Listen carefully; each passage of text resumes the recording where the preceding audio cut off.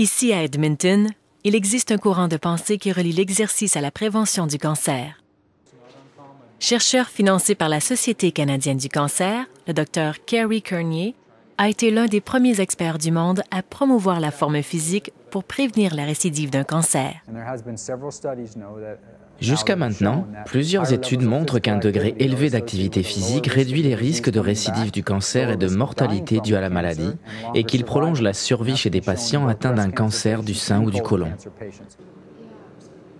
Comment exactement l'exercice aide-t-il les gens atteints de cancer? Lors d'une étude sur le cancer du sein, les femmes qui faisaient des exercices contre résistance ont suivi plus de traitements de chimiothérapie que celles qui recevaient les soins habituels. Plus de traitements de chimiothérapie signifie plus de chances de succès. On sait que l'exercice peut renforcer la capacité du système immunitaire à combattre les cellules cancéreuses. Divers mécanismes biologiques semblent donc plausibles pour expliquer comment l'exercice réduit le risque de récidive du cancer. Le Dr Kearney a participé au choix des exercices recommandés aux patientes atteintes d'un cancer du sein dans une brochure de la Société. Il fait partie d'un comité d'experts qui rédigera les normes d'accréditation des entraîneurs personnels et autres conseillers en matière de cancer et d'exercice. Les craintes des patients sont l'un des obstacles à éliminer.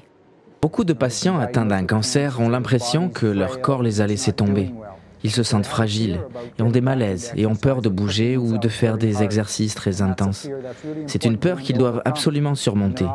Ils sont souvent très surpris de ce qu'ils sont capables de faire et du bien-être qu'ils ressentent après coup.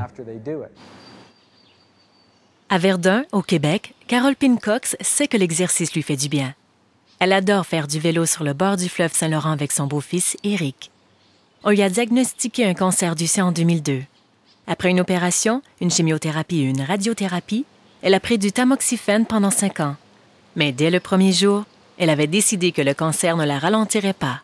La décision de rester active était principalement la mienne, sauf que quand j'ai admis à mes médecins que j'avais l'intention de rester active et que je restais effectivement active, ils m'ont dit que c'était un facteur très important de la guérison et du bon déroulement des traitements.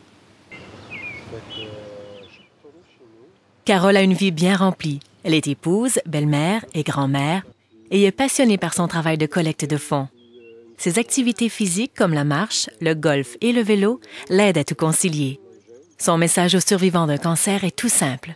Mon message à eux, c'est d'essayer d'oublier la maladie. Je sais que c'est difficile, mais ça fait un bien énorme de se concentrer ailleurs, d'aller sortir, prendre une marche, respirer en pensant à autre chose, se vider la tête. Ça fait du bien à l'âme, ça fait du bien au corps, ça fait du bien au cœur.